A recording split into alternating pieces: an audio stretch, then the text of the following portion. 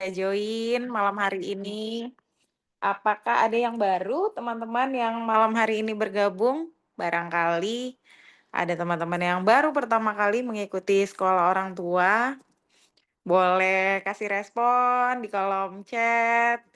Nanti teman-teman kalau ada yang mau bertanya juga boleh langsung ya, ketik aja pertanyaan di kolom chat. Kalau ada yang mau ditanyakan, boleh di kolom chat atau raise hand, tapi kelihatannya tidak ada yang open kamera. But it's okay. Oh, ini ada Weliana baru ikut. Selamat bergabung, selamat datang di Sekolah Orang Tua untuk yang baru bergabung. Perkenalkan sebelumnya untuk yang baru pertama kali bertemu saya Sindira Laila. Oke, nggak apa-apa Kak Ruri, lagi di jalan ya, sambil di jalan kita sambil sama-sama belajar. Oke, yang baru pertama kali join di Zoom-nya Sekolah Orang Tua pada malam hari ini, salam kenal, saya Sindira Laila, saya seorang family hypnotherapist, dan pada malam hari ini saya merasa bahagia dan juga apa ya, excited, exciting karena Coach Arisandi mempercayakan untuk sharing di kelas sekolah orang tua pada malam hari ini. So, saya sendiri adalah ibu dengan 2 orang anak yang tentu saja sama seperti teman-teman masih banyak belajar menimba ilmu ya dari Coach Arisandi dan para coaches lainnya yang mengisi sekolah orang tua. Dan apa yang saya sharingkan, semoga ini bisa menambah wawasan kita semua. Di sini saya tidak mengajarkan apapun, tapi saya men-sharing-kan ilmu-ilmu yang saya pelajari dari Coach Arisandi gitu ya, terutama ilmu parenting ya pada malam hari ini. Oke, ada yang masih ingat nggak minggu lalu materi apa yang dibawakan oleh Coach Evelyn? Apakah ada yang masih ingat kalau hadir minggu lalu? Baru ikut juga SOT dengan Bu Sindira, salam kenal. Halo Bu Nini, salam kenal juga. Apakah ada yang masih ingat minggu lalu kita belajar apa ya dari Coach Evelyn? Kalau ada yang masih ingat, dapat ini nih, dapat hadiah nih. Boleh respon loh. Apakah ada yang masih ingat atau udah lupa ya? Nggak apa-apa. Oke, minggu lalu kita belajar juga dari Coach Evelyn ya tentang, sorry 2 minggu lalu karena sekolah orang tua ini setiap 2 minggu sekali. 2 minggu lalu tentang, emosi orang tua sebagai cerminan emosi anak ya, kalau ada yang masih ingat.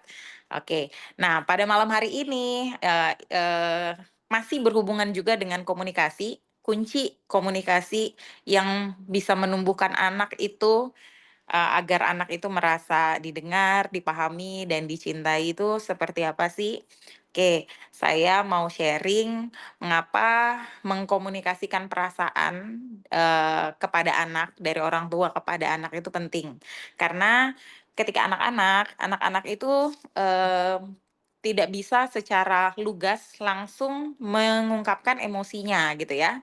Jadi mereka akan menunjukkan emosi-emosi yang mereka rasakan itu lewat perilaku. Nah, sebagian besar tantangan di dalam, parenting, di dalam pola pengasuhan itu, menemui anak-anak yang, mereka itu perilakunya di mata orang tua dalam tanda kutip itu tidak sesuai dengan apa yang orang tua harapkan gitu ya. Seperti kayak anak yang rewel gitu, anak yang mungkin saja, tantrum, atau anak yang terlalu menutup diri, atau bahkan anak yang membangkang, selalu membangkang kata-kata orang tua ya. Nah, di mata orang tua melihat anak-anak ini adalah anak-anak yang, eee, apa namanya, punya, perilaku yang tidak ideal gitu di mata orang tua. Tapi sesungguhnya kalau kita mau belajar lebih dalam lagi, sesungguhnya, apa yang ditampilkan, melalui perilaku-perilaku anak ini itu adalah eee, ungkapan gitu ya, ungkapan, atau anak ingin menunjukkan, apa yang mereka rasakan gitu. Jadi ungkapan emosi yang tampil melalui perilaku. Nah, sayangnya, sayang banget ya Bapak Ibu, banyak orang tua tuh yang langsung ingin memperbaiki atau mengoreksi, perilaku itu gitu ya, tanpa menyentuh atau tanpa, mau, mengerti dulu perasaan atau emosi yang sedang dirasakan oleh anak-anak ini, gitu. Nah, jadi, banyaklah, banyak, contoh-contoh yang terjadi di keseharian kita gitu, yang saya dulu juga ya, sebenarnya sih nggak dulu banget ya, karena sih juga baru belajar ilmu ini bisa dibilang baru sekitar, 2 sampai 3 tahun terakhir gitu. Jadi, sebelumnya tuh saya banyak banget, melihat kalau anak saya itu, apa namanya, marah, itu tuh saya tuh kayak, "Kenapa sih gitu aja marah?" Gitu.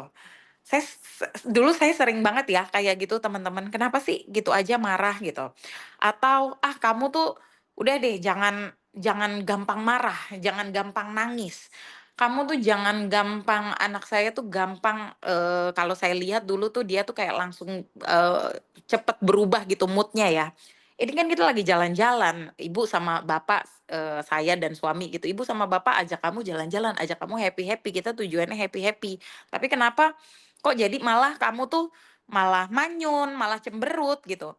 Nah dulu sebelum saya mengerti, saya nggak suka melihat anak punya perilaku seperti itu, gitu ya. Karena apa? Karena menurut saya, kita sedang melakukan hal yang, apa namanya, menyenangkan atau niatnya saya mengajak mereka, keluar jalan-jalan gitu untuk happy-happy. Tapi ketika di luar, keadaannya kok malah jadi, gampang cemberut, malah jadi gampang marah gitu. Nah, itu dulu sebelum saya mengerti akan komunikasi terhadap perasaan anak, saya dulu nggak ngerti itu, sering buntu dan sering malah jadi, situasinya nggak enak gitu di dalam, momen yang harusnya kita itu bergembira gitu ya. Tapi setelah saya belajar, lama-kelamaan saya jadi tahu gitu bahwa, oh ternyata perilaku seperti itu sebetulnya bukanlah perilaku yang juga mereka secara sengaja atau mereka inginkan gitu, tapi ternyata itu adalah bentuk dari komunikasi.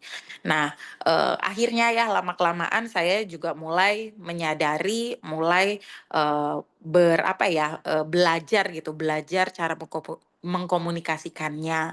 Kalau misalnya dia lagi kelihatannya, apa namanya, nggak enak banget gitu, saya tahu situasinya, saya tanya, "Kamu merasakan apa?" Gitu. Kalau dia biasanya tanpa kata-kata itu berarti sesuatu yang betul-betul mengecewakan. Karena kalau dia sedih, kalau anak saya ya, dia sedih, dia bisa mengatakan gitu, "Saya merasa sedih," atau "Saya merasa, sakit," gitu kan, kalau ada yang melukai. Tapi kalau sampai dia hanya diam saja itu, saya tanya gitu, "Kamu merasa kecewa ya?" Gitu. Lalu yang kedua, ya wajar kok gitu, kalau kita dalam hidup itu, ada rasa kecewa. Seperti kayak misalnya dia kecewa karena di dalam perjalanan kita jalan-jalan mungkin ada sesuatu yang tidak berkenan di hatinya gitu ya, ingin sesuatu atau dia bawa sesuatu terus barangnya itu rusak gitu. Nah itu tuh saya mulai, apa namanya, mulai komunikasikan apa apa yang bisa, saya berikan untuk membuat dia nyaman dulu nih, gitu. "Kamu mau cerita, ada apa masalahnya atau kamu merasakan apa?" Nanti kalau udah dia, mau ngomong, ya saya dengerin, kalau dia nggak mau ngomong, ya saya akan ngomong ke dia bahwa, oke, ibu mau mendengarkan kamu, apa yang bisa ibu bantu?" Nah, biasanya kalau udah ngomong bahwa ibu mau mendengarkan kamu, apa yang bisa ibu bantu, itu suasana mencair ya. Kalau di case-nya saya, walaupun dia tadinya tidak bisa ngomong apa-apa, jadi mau mengungkapkan apa yang sesungguhnya dia rasakan. Nah, eee, hal yang seperti ini ternyata, very powerful gitu ya impact-nya.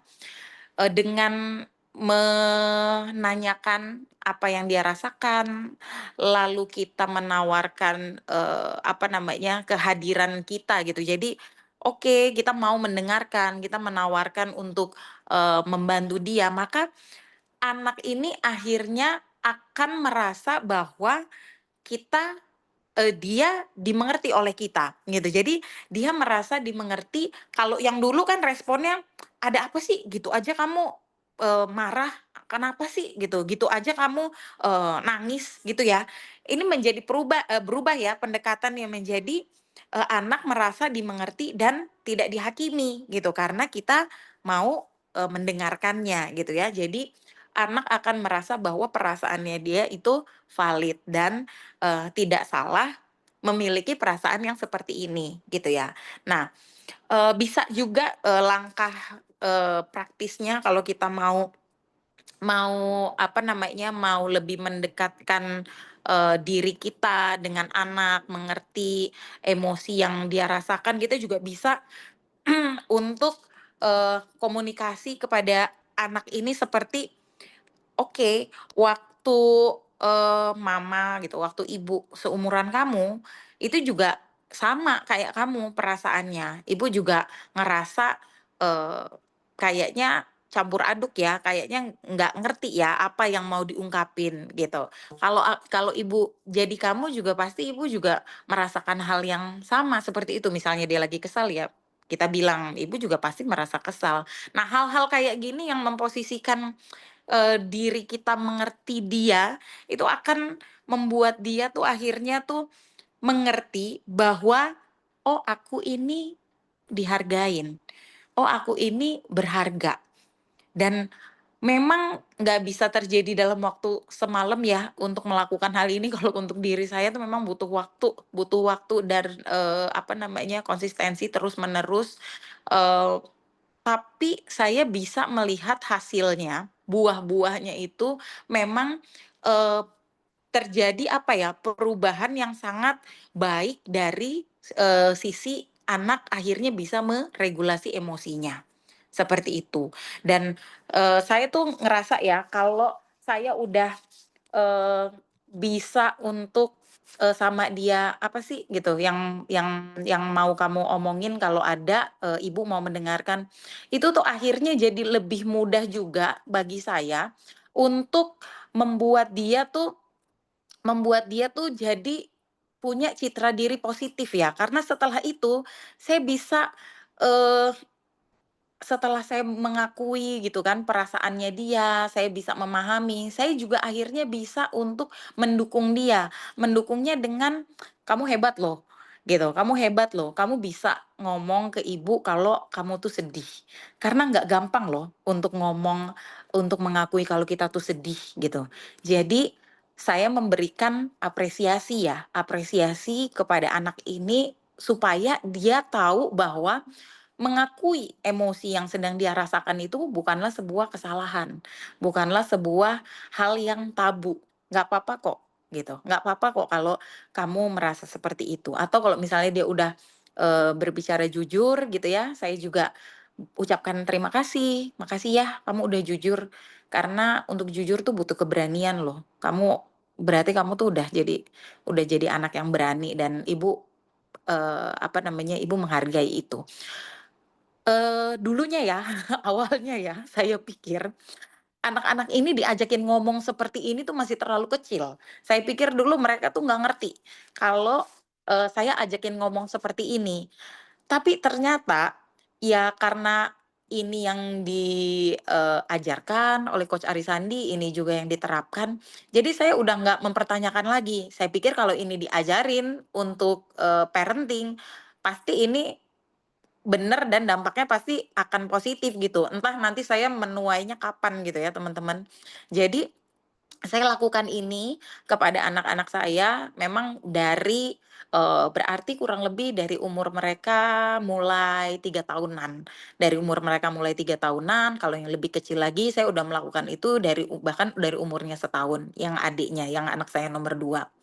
So memang, eee, saya juga belum bisa, apa ya, belum bisa mengatakan bahwa saya juga sudah sangat sukses gitu kan, menerapkan ini.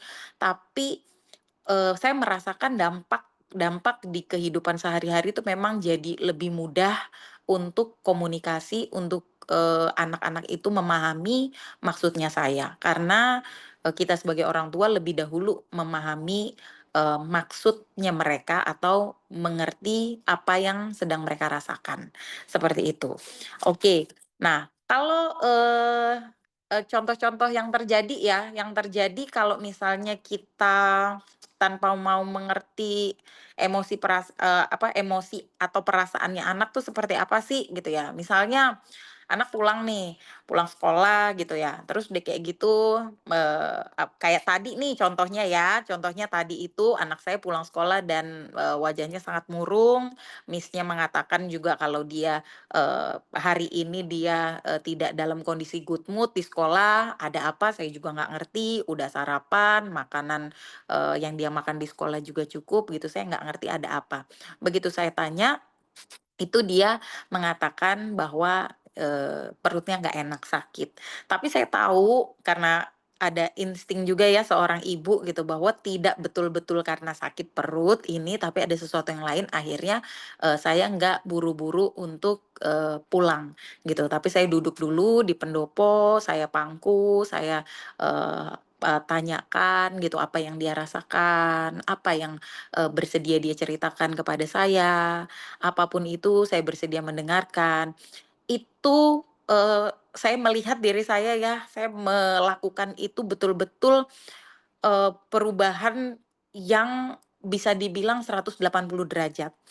Kalau dulu sebelum saya memiliki kesadaran seperti ini, seperti sekarang bertemu dan belajar dari Coach Arisandi, melihat anak pulang sekolah itu manyun, pasti saya tuh udah langsung, "Kenapa?" Udah langsung begitu, nada bicara saya juga udah langsung tinggi gitu, "Kenapa?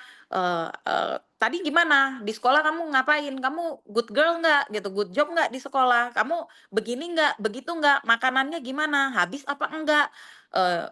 Pokoknya, pertanyaan-pertanyaan yang saya yakin ya, saya yakin kalau saya terus-terusan, seperti itu, saya yakin anak saya akan merasa menjadi seorang anak yang tidak dimengerti.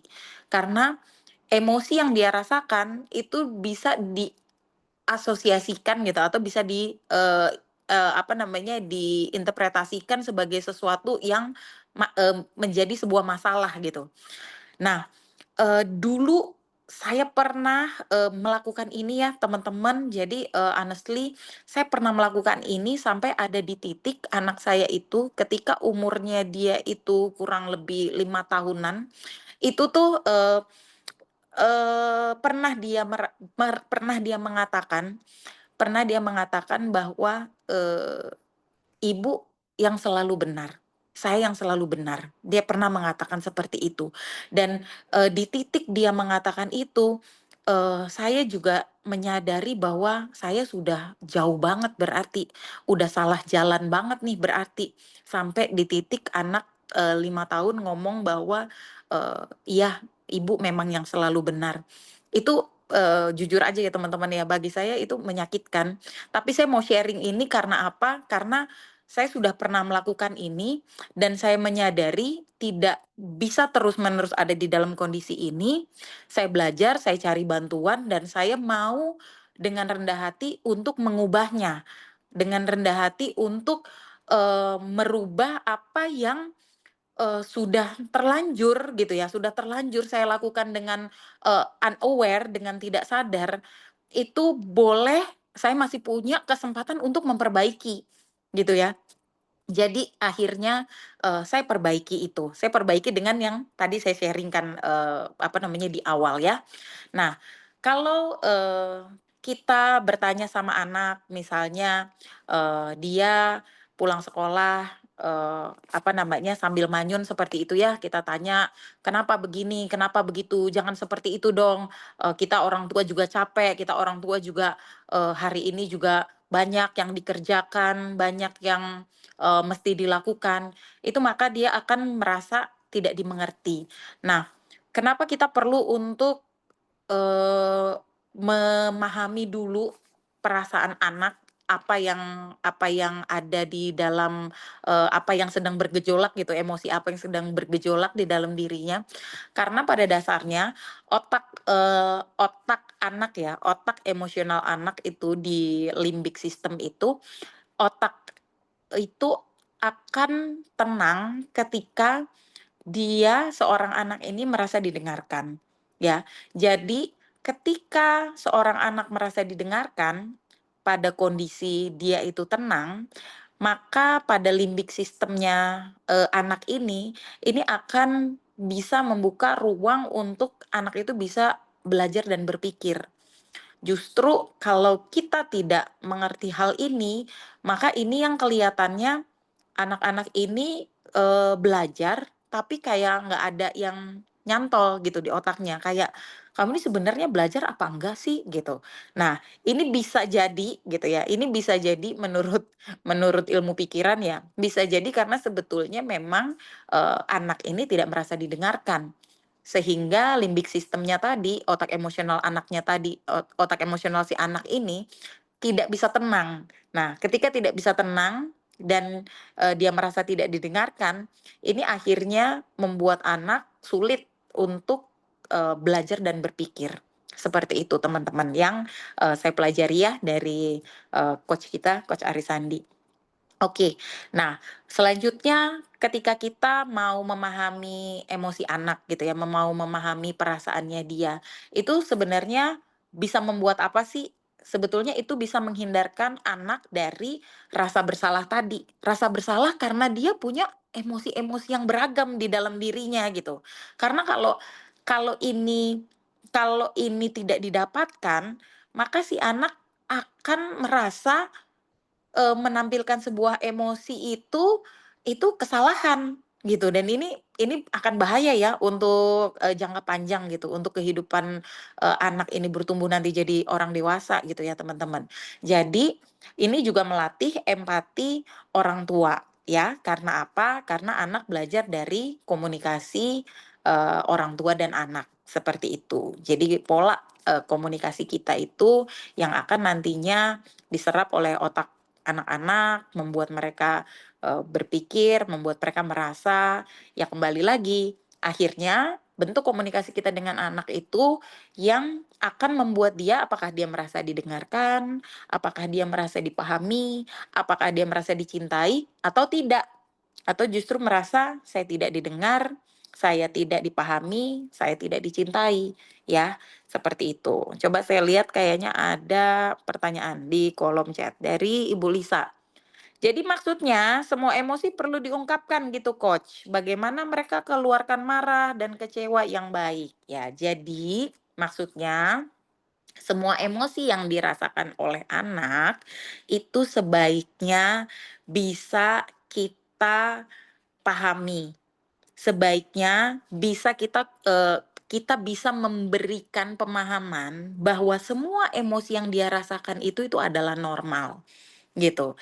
Dan kita mengerti, kita mau mengungkapkan kepada anak ini bahwa it's okay, nggak apa-apa, marah tuh nggak apa-apa, gitu. Merasa marah, merasa kecewa, merasa jengkel, merasa sakit hati itu normal, gitu. Karena kita mau supaya anak ini mengerti dulu ya bahwa emosi itu sesuatu yang netral gitu, tidak ada baik, tidak ada buruk gitu. Karena kita membutuhkan sebagai manusia kita udah dikasih, karunia sama Tuhan memiliki semua emosi itu supaya kita, bisa jadi manusia juga yang ini ya, bisa juga jadi manusia yang selaras ya. Karena kalau bayangin aja kalau kita sebagai manusia tidak kehilangan salah satu atau lebih dari satu emosi kita akan jadi apa hidup kita. Jadi kita perlu untuk, membuat dia itu merasa aman dulu gitu, bahwa aman kok, nggak apa-apa kok punya perasaan itu gitu. Jadi dia merasa bahwa oke, saya marah, sekarang saya marah dan orang tua saya tahu. Coba bayangin ketika anak marah ya, kalau kita ngomong ya, "Kenapa kamu marah?" Kalau kita ngomong kayak gitu, kita aja deh, kita ya, kita merasa marah. Terus sama orang tua kita ditanya, "Kenapa kamu marah? Kenapa kamu harus marah?" Atau kita menginginkan ketika kita marah, orang tua kita mengatakan bahwa, "Kamu marah, nggak apa-apa kalau kamu merasa marah." Coba sebagai seorang manusia kita lebih lebih suka, apa namanya, statement yang mana dari orang tua kita? Apakah statement yang pertama, "Kenapa kamu marah?" Atau statement yang kedua, "Nggak apa-apa kamu marah. It's okay kalau sekarang kamu merasa marah." Karena apa? Karena pada dasarnya yang marah juga adalah emosi yang dibutuhkan gitu oleh manusia. Nah, pertanyaan selanjutnya tadi, kalau ya, Kak, bagaimana keluarkan marah dan kecewa dengan baik? Kalau saya bilang semua emosi boleh, tapi bagaimana kita menyalurkannya itu penting. Yes, yes, yes. You can dislike and like anyone. I don't like to be polite. Iya, oke. Bagaimana agar emosi yang dirasakan ini bisa disalurkan dengan baik? Kalau, saya nggak tahu anak Ibu umur berapa, tapi anak saya ini ada umur 4 dan ada umur 7. Kalau saya tawarkan, "Ketika kamu lagi merasakan ini ya, kamu mau Ibu bagaimana? Kamu mau Ibu ada di samping kamu atau kamu mau sendiri dulu?" Kalau saya biasanya saya tawarkan seperti itu.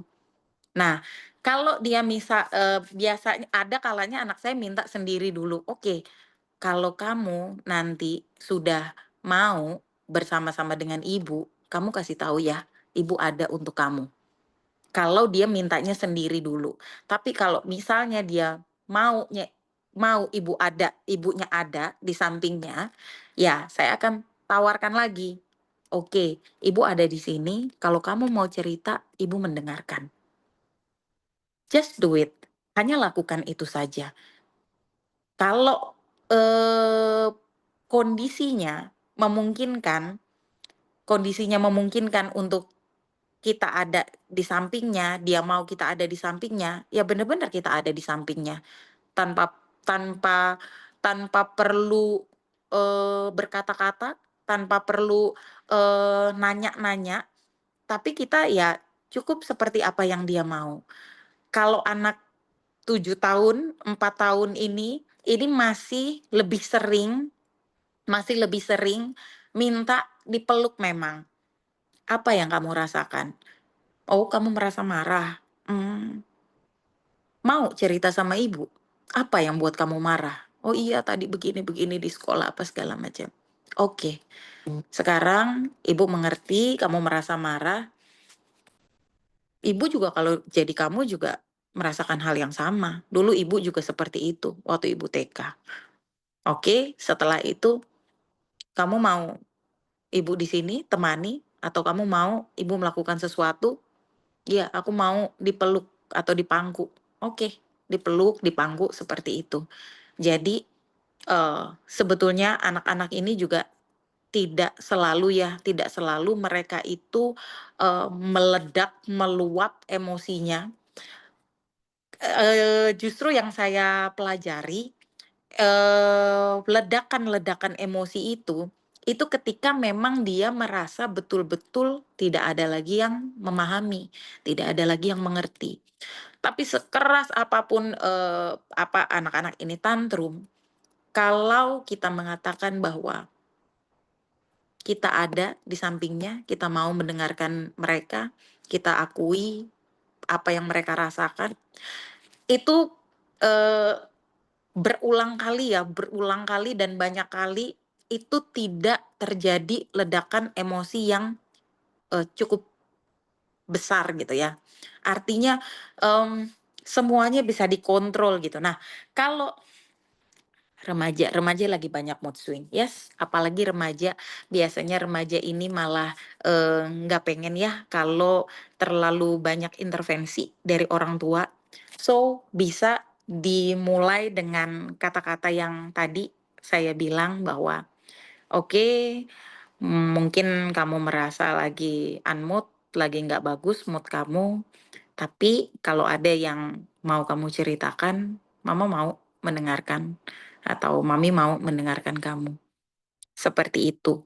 Kita boleh sama-sama ya, kita boleh sama-sama coba untuk praktek, menerapkan ini di anak-anak kita juga yang remaja. Oke. Nah, kapan terakhir saya memotong emosi anak dengan sehat gitu ya? Apa yang akan saya katakan jika saya mulai jika saya melihat gitu, jika saya melihat, anak saya sedang sedih atau jika saya melihat anak saya, sedang, dalam kondisi, mood yang kurang oke gitu kan. Nah, ini kita bisa melihat lagi apa yang bisa kita mulai ucapkan nih kepada anak ini. Nggak usah nunggu, nanti-nanti deh gitu. Kita lakukan aja nih dulu nih, malam ini gitu ya. Kita lihat anak-anak kita, keadaan di rumah, bagaimana mereka atau kalau misalnya mereka, tinggalnya tidak bersama dengan kita boleh tanyakan gitu, apa yang mereka rasakan dan, suara orang tua itu sebenarnya cerminan hati anak ya.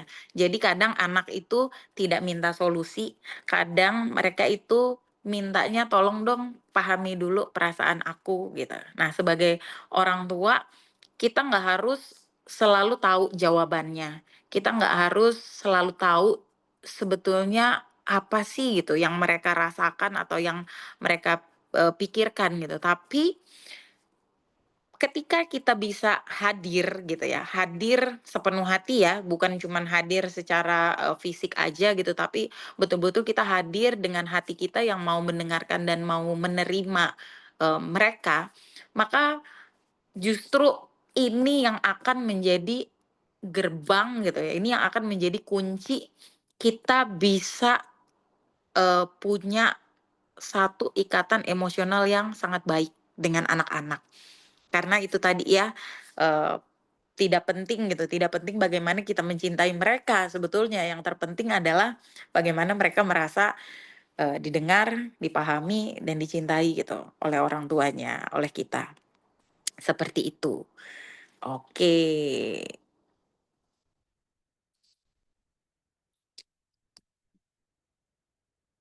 apakah ada yang mau ditanyakan? Kalau ada yang mau ditanyakan boleh ketik chat, kalau nggak ditanyakan kalau nggak ditanyakan berarti kayaknya kelasnya ditutup nih sama Bro Tony. Nah, teman-teman, kalau teman-teman mau tahu ya lebih jauh lagi nih tentang, komunikasi komunikasi yang membuat anak didengar, dipahami, dicintai, ini teman-teman bisa lihat dari rekaman ya, dari rekaman Super Parenting. Super Parenting itu adalah, apa namanya, sesi mentoring yang dibawakan langsung oleh Coach Arisandi.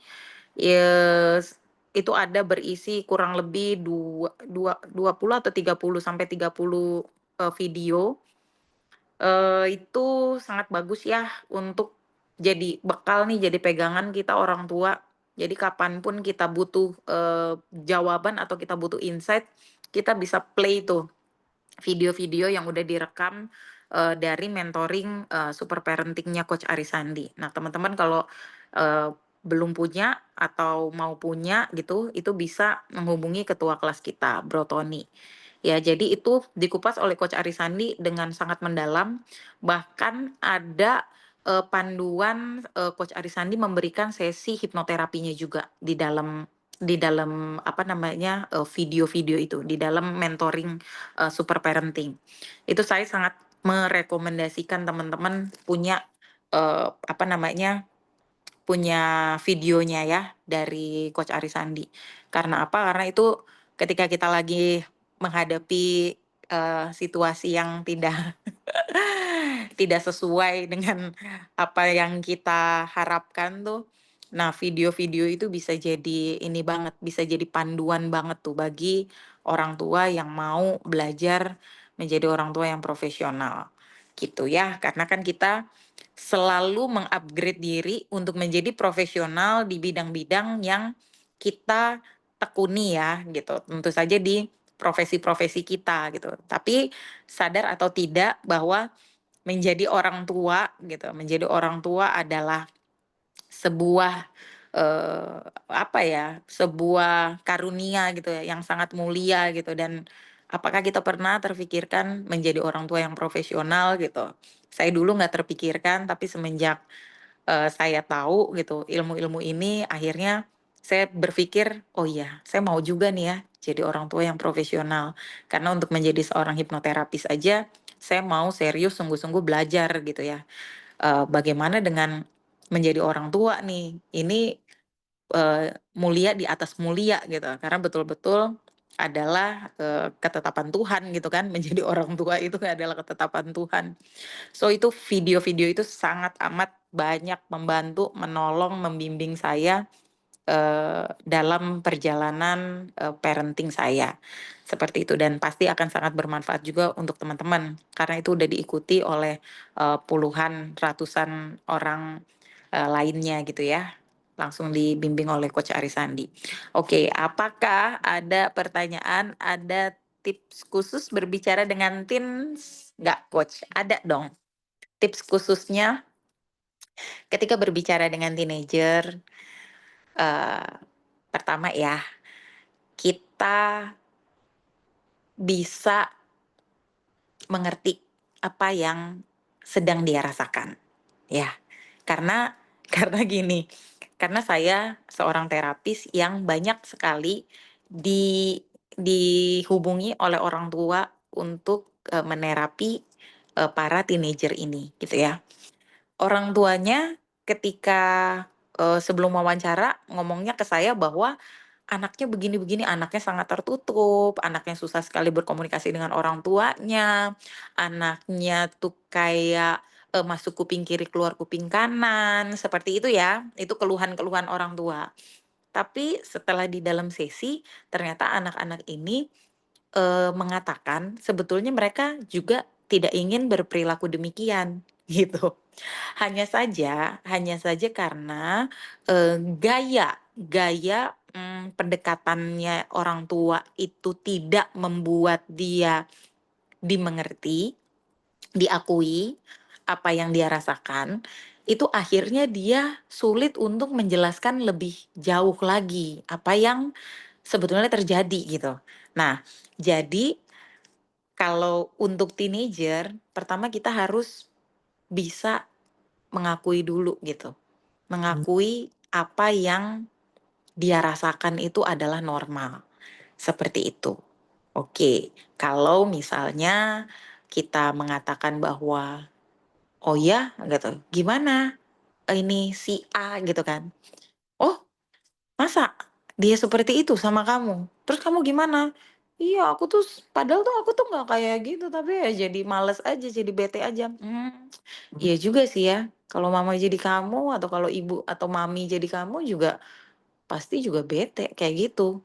Nah, ketika kita mengakui, kita tuh udah satu langkah memenangkan hatinya dia, memenangkan hatinya si anak. Saya nggak tahu ya apakah ini akan terasa canggung atau tidak, tapi ini patut untuk dicoba, untuk bisa mengakui dulu perasaan dia, perasaan si teenager ini. Setelah itu kita setelah kita tahu dia merasakan apa, ya kita katakan gitu, itu normal gitu, itu normal. Aku juga bisa sih ngerasain seperti itu sih, ngerasain yang kamu rasain. Dulu juga aku kayak gitu sih, gitu ya. Setelah oke ini anak aku ya. Oke, sorry sorry. Setelah kita iya, setelah kita, bilang kita tahu yang dia rasakan, kita memahami yang dia rasakan. Kita bisa yang tadi, yang saya bilang terakhir, kita bisa apresiasi, enggak enggak banyak loh orang yang bisa, mengakui perasaan kayak gini tuh. Kamu udah bisa mengakui perasaan kamu kayak gini aja itu tuh udah keren banget loh, itu sebuah keberanian loh. Jadi apapun itu, dia merasa, sedih kek, dia merasa kecewa kek, dia merasa marah, jengkel, sakit hati, dia dia bisa ngomong aja, itu kita patut untuk memberikan pujian. Sehingga dia bisa tahu bahwa, "Oh oke," gitu, "merasa seperti ini pun saya tetap berharga," gitu. Jadi anak bisa ngerti bahwa apapun yang dirasakan, baik suka maupun duka gitu ya, dia tetap pribadi yang dicintai, diterima apa adanya. So, kalau ibu melakukan ini aja ya untuk anak ibu nih, 3 hal yang saya info nih barusan nih, mungkin ibu sendiri deh yang akan menuai, yang akan apa ya, yang akan merasakan dampaknya di seminggu ke depan atau 2 minggu ke depan atau 1 bulan ke depan, sesuai dengan seberapa seberapa ikhlas ibu melakukan itu benar-benar dari hati yang terdalam, benar-benar karena kita berlimpah, benar-benar karena kita berlimpah dan karena kita, mau apa ya, bener-bener karena kita mau mendengarkan gitu ya, bukan karena kita jadi orang tua yang dalam tanda kutip "kepo" ya. Kalau kepo itu kan beda sama care ya. Kalau kita cuman mau tahu aja gitu dengan rasa penasaran yang kita cuman kepengen tahu, itu energinya akan berbeda dirasakan oleh anak dibanding dengan kita bener-bener care, bener-bener kita menunjukkan bahwa kita berempati, kita sebagai orang tuanya kita mau menerima dia apa adanya, dan dia aman, punya segala jenis macam perasaan-perasaan itu dia aman gitu. Kita orang yang pertama yang memberikan dia rasa aman dan kita orang pertama yang memberikan dia otoritas untuk dia mampu mengungkapkan perasaan-perasaannya. Coba bayangin aja deh, bagaimana seseorang kalau tidak merasa aman mengungkapkan emosinya di dalam keluarga, seseorang yang tidak, eee, punya otoritas dalam mengungkapkan apa yang ada, di dalam hatinya yang terdalam, kita sebagai orang dewasa tahu lah ya, akan jadi seperti apa tuh nantinya kehidupan, anak ini gitu. So, kalau kita udah tahu nih kuncinya nih, malam ini kita sama-sama belajar, kita lakuin deh. Dan kita sama-sama lihat dampaknya di minggu-minggu ke depan, di bulan-bulan ke depan seperti apa, gitu ya. Oke, ada lagi nih yang nanya nih, selamat malam Coach Cindy. Atma namaste, saya mau bertanya bagaimana cara menerima, memahami, berdamai dengan orang tua yang belum memahami parenting.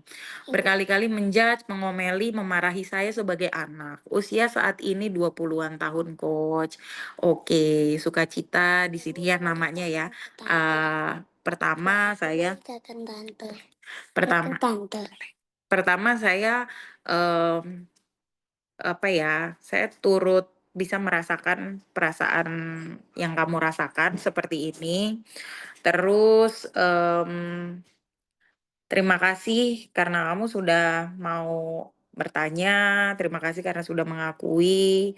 Pasti, di usia kamu yang 20 tahun ini bukan suatu yang mudah untuk kamu, apa namanya, untuk kamu jalani ya. Tapi kamu bisa sampai ada di sekolah orang tua pada malam hari ini, saya yakin itu bukan suatu kebetulan dan saya yakin ada satu hal yang baik yang sudah kamu tabur sehingga kamu bisa menuai ilmu-ilmu yang malam hari ini, kita sharing-kan bersama.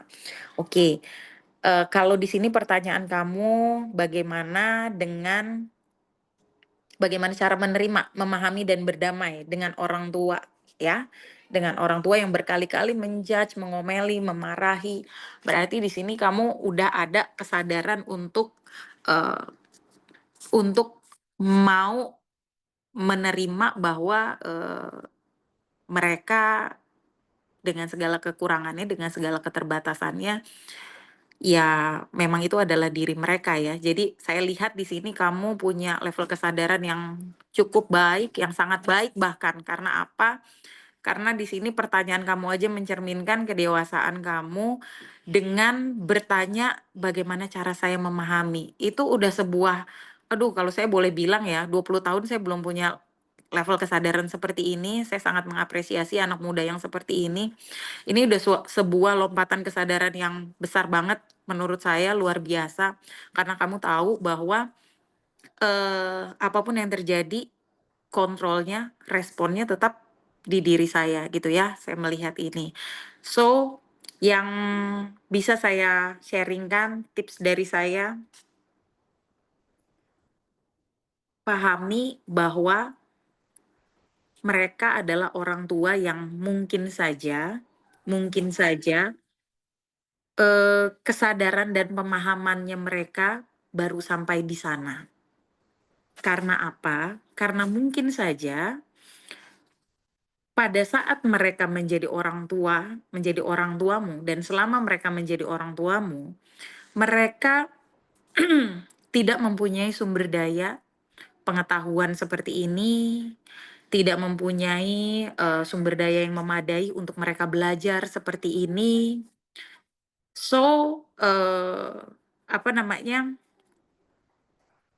Kalau kamu menyadari itu aja, paling nggak itu aja yang kamu sadari dulu. Oke, orang tua saya tidak mempunyai pemahaman dan kesadaran seperti yang sekarang saya eh, sedang usahakan gitu, yang sekarang saya pelajari. Kita tahu dulu. Nah, yang kedua, sukacita ya. Sukacita ini perlu tahu ya, perlu tahu yang namanya trauma antar generasi. Jadi ini adalah sebuah pola parenting yang sebetulnya ini menimbulkan trauma ya. Trauma itu kan luka yang tidak terselesaikan di level orang tua kamu, bahkan mungkin di level kakek nenek kamu gitu ya. Pokoknya di level apa namanya, angkatan-angkatan sebelum kita ada di dunia ini. Nah, kalau ini tidak selesai ya, kalau ini tidak selesai dengan satu dan lain cara, trauma-trauma ini akan diturunkan kepada generasi seterusnya. So, ketika orang tua kita menjudge, ketika orang tua kita tidak berempati, tidak melakukan hal-hal yang membuat harga diri, citra diri anak terluka, ini berarti kita boleh memahami bahwa mereka adalah orang tua yang dulunya juga anak-anak yang terluka. Karena mereka tidak mempunyai resource untuk belajar, untuk menyembuhkan diri mereka, maka polanya berulang gitu ya, menjadi trauma antar generasi. Mungkin saya hanya bisa untuk malam ini segitu dulu kali ya, karena akan sangat jadi panjang kali lebar untuk membahas ini, dan di apa namanya, di sekolah orang tua sebelumnya atau di SKRB ya, di Zoom SKRB saya ada bahas ini ya tentang trauma antar generasi. Saya sarankan sukacita kalau benar-benar mau belajar, benar-benar mau, tadi kamu bilang mau memahami, mau menerima orang tua kamu seperti itu tolong hubungi ketua kelas, karena ketua kelas punya yang tadi saya bilang, rekaman mentoring super parenting. Karena apa? Karena saya punya teman yang dia belajar ilmu ini dari dia masih single, dari sebelum dia menikah, dan ketika dia menikah, dia menerapkan ilmu ini di kehidupannya dia, dan betul-betul gitu, betul-betul ketika dia menikah, punya anak, itu betul-betul bisa dia men-sharing-kan hal-hal yang luar biasa ya, karena dia belajar ini dari sebelum dia menjadi parents gitu. Bahkan, orangnya juga 2 minggu lalu juga sharing ya, Evelyn ya, coach Evelyn ya. Itu luar biasa itu perjalanannya, sharing-nya. Dengan dia mempelajari ilmu-ilmu super parenting itu, dia jadi tahu ketika nanti saya menikah seperti apa, ketika nanti saya mengandung, bahkan dalam kondisi mengandung pun dia sudah menerapkan ilmu-ilmu ini, ilmu-ilmu pikiran ini kepada anaknya. So, kita memang tidak bisa merubah faktor eksternal. Kita tidak bisa merubah orang tua kita atau siapapun di luar dari diri kita, tapi kita bisa belajar untuk terus apa namanya, untuk terus menggali ilmu-ilmu yang memberdayakan hidup kita. Supaya apa? Saya juga merupakan, anak yang membawa trauma antar generasi dari orang tua saya, tapi saya punya kesadaran, "Oh ini harus berhenti, oh ini harus berhenti, cukup sampai di saya." Kalaupun saya sudah terlanjur menjadi, saya menghipnosis gitu ya, menghipnosis anak-anak saya dengan sugesti-sugesti yang buruk, saya mau, mulai untuk mencari jalan keluarnya gitu. Saya mau mulai untuk bisa, menjadi hipnotis alami gitu ya. Bagi anak-anak saya, hipnoterapi alami, hipnoterapis alami bagi anak-anak saya untuk bisa memperbaiki itu gitu, memperbaiki trauma yang mungkin saja sudah saya turunkan juga gitu kepada mereka. So, seperti itu ya, saya sangat mengapresiasi untuk pertanyaannya. Oke. Oke, ada lagi coach, tanya ya, apa yang perlu dilakukan jika komunikasi udah kadung terputus antara orang tua dan anak? Umur anak saat ini 14 tahun dan anak sama sekali nggak percaya ke orang tua. Saat ini dia lebih menutup diri dan nggak percaya kepada siapapun. Dia merasa orang tuanya nggak mengerti keinginannya. Oke, kalau, sudah sangat, mmm, sudah sangat jauh gapnya, mungkin bisa dengan terapi ya.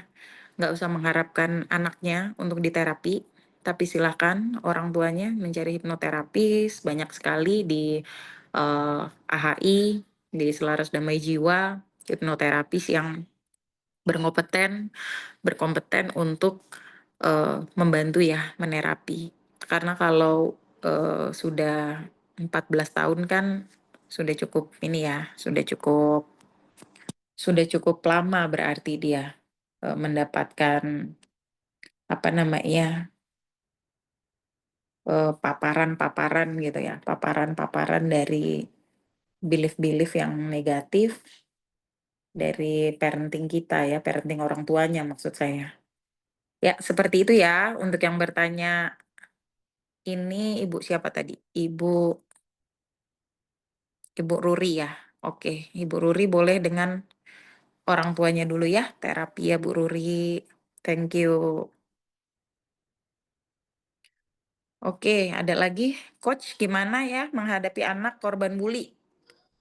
Korban bully waktu di pondok dia sering bilang sakit, aku rasakan sendiri, dia tertutup, tidak terbuka, emosi suka meledak, dia suka menyendiri. Iya, saya banyak sekali ini dapat klien-klien dari pondok dan kalau udah kayak gini sih terapi ya, Bu, ya. Soalnya soalnya ketika saya menerapi, ternyata memang berhubungan sama, eee, cederanya gitu, cederanya atau terlukanya 3 kebutuhan emosi dasar sebagai seorang manusia, ya. 3 kebutuhan, eee, emotional needs yang apa, tidak bukan tidak terpenuhi ya, yang terluka ya di dalam perjalanan kehidupannya dia sebagai seorang manusia, rasa aman, rasa dicintai, tidak punya otoritas itu terluka ya. Sehingga akhirnya dia membawa, kejadian-kejadian di kehidupan sekarang ini,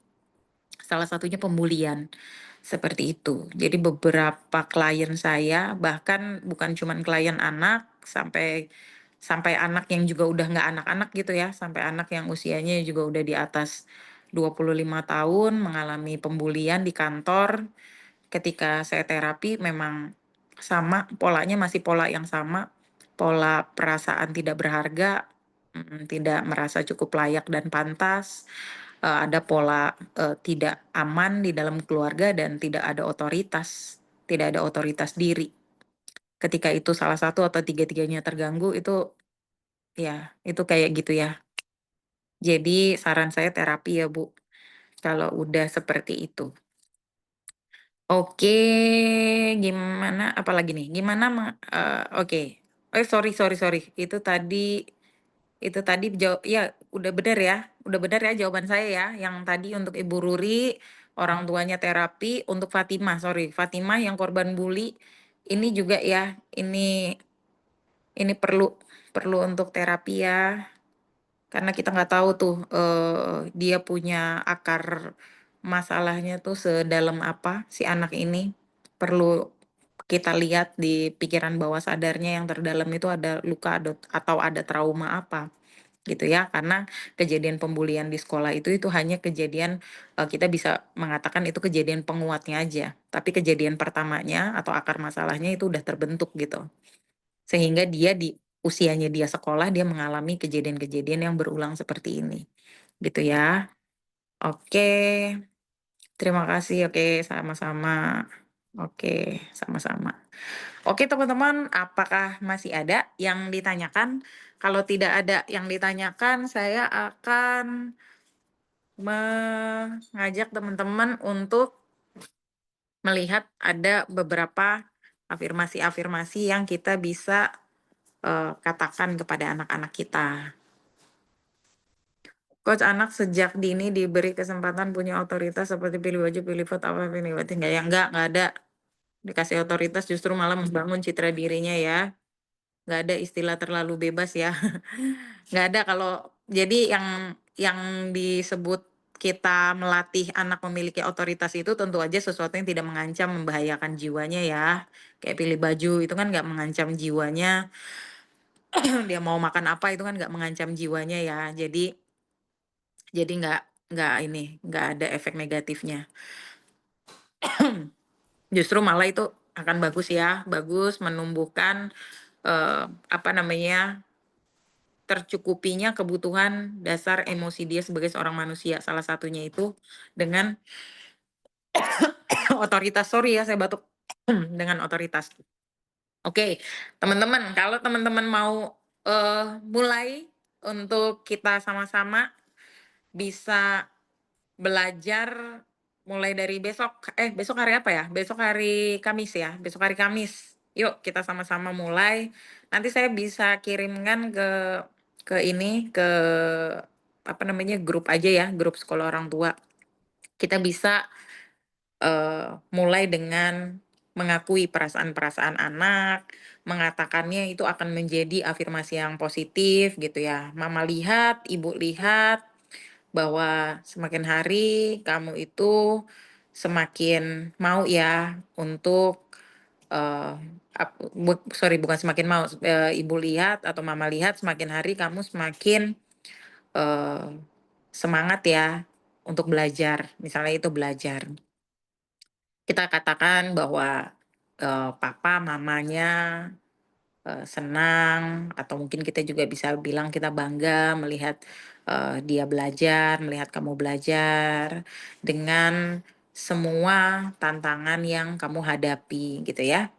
Nah, terus kita juga bisa mengatakan bahwa mama bersyukur kamu bisa menceritakan perasaan kamu seperti itu tandanya kamu percaya sama mama. Nah, itu merupakan hal-hal seperti ini tuh merupakan sugesti-sugesti yang kita tanamkan untuk membentuk citra diri yang positif gitu. Coba kita merasakan deh, kita sebagai orang dewasa kita merasakan deh bagaimana ketika ada figur otoritas gitu ya, figur otoritas yang mengatakan bahwa "Saya bersyukur kamu menceritakan itu kepada saya, itu tandanya kamu percaya sama saya." Itu kayak adem banget ya, adem banget. Coba bayangin aja deh anak-anak kita, kalau kita paparkan terus dengan kata-kata yang seperti itu kita sendiri tuh nanti yang akan menuai itu buah-buahnya ya. Bisa lagi contohnya dengan mengatakan kamu tuh nggak sendirian gitu. Kita bisa menghadapi ini bersama-sama. Itu ya, kita bisa kasih kata-kata penguatan seperti itu. Kalau mungkin anak kita merasa takut menghadapi apapun, menghadapi ujian, menghadapi soal-soal apa tugas-tugas yang eh, dia rasa untuk mau dijalaninya kok rasanya kok berat, takut gagal atau takut takut nggak berhasil atau takut nilainya jelek, kita bisa memberikan kepercayaan seperti itu kepada dia. Oke, terus selanjutnya lagi misalnya kita juga ngomong ke dia, kita akui ya, "Kamu itu ternyata pemberani ya, karena kamu tuh tetap mencoba loh." Coba deh kita kita berikan dia statement seperti itu, "Ternyata kamu berani ya, ternyata kamu tuh tetap mencoba ya," gitu. Walaupun mungkin kita tahu ya itu situasinya itu bukan situasi yang mudah gitu, tapi dia tetap berani mencoba gitu ya, kita apresiasi seperti itu. Bisa juga kita mengatakan bahwa, "Terima kasih ya udah jadi anak yang penuh cinta, kamu membuat rumah ini tuh lebih hangat." Ayah dan ibu gitu ya atau papa mama tuh sekarang tuh punya hidup tuh lebih berwarna loh, kayak pelangi loh dengan adanya kamu. Eee, ya pokoknya kita melakukan apapun yang sebetulnya kita tuh ingin diperlakukan ya, gitu ya. Kita melakukan apapun kepada mereka sebagaimana kita tuh ingin diperlakukan gitu. Jadi anak itu tidak Mungkin saja nanti ya, ketika dia dewasa, dia tidak bisa mengingat semua hadiah yang pernah kita berikan, ya. Tidak ingat juga semua nasehat-nasehat kita mungkin yang begini banyak ya, apalagi seorang ibu gitu kan, kebutuhan berbicaranya sehari 25.000 kata gitu kan, kali berapa puluh tahun dia hidup, mungkin tidak semuanya, anak-anak ini akan ingat. Tapi pasti mereka akan ingat bagaimana cara kita membuat mereka tuh merasa dihargai, merasa didengarkan, merasa dicintai, seperti itu. Oke, teman-teman, terima kasih nih sharing-sharing dari saya malam hari ini. Saya rasa cukup sekian ya, karena di dalam kolom chat udah nggak ada lagi yang bertanya. Tapi nanti kalau mau saya tutup, ada lagi nih yang nanya. Tuh, apakah kata-kata afirmasi tersebut berlaku juga untuk anak 1 tahun? Berlaku dong, ya, berlaku. Karena kata-kata kita memiliki energi, dan energi itu tidak mengenal usia ya. Bahkan banyak klien-klien saya yang sudah terluka dari dalam kandungan, usia 4 bulan, usia 3 bulan, itu sudah menjadi luka trauma ya, dibawa sampai usia 50, 60 ya, baru ketemu hipnoterapis. So, kita bisa mengatakan dia masih di dalam kandungan, dia belum ada pun, kita udah pancarkan itu ke semesta ya. Bisa seperti itu ya teman-teman ya. Dan kalau teman-teman mau belajar ilmu ini lebih dalam lagi, hubungin deh ketua kelas ya. Belajar mentoring dari super parenting yang langsung di-coaching oleh Coach Arisandi. Seperti itu teman-teman. Oke, terima kasih. Bro Tony, saya kembalikan ke Bro Oke, Tony. ya terima kasih Bu Cindy untuk sharingnya malam ini, dan terima kasih sahabat yang sudah hadir malam ini. Kita akhiri sesi sampai di sini. Selamat malam semua. Terima kasih Bu Malam. Cindy. Terima kasih. Terima kasih.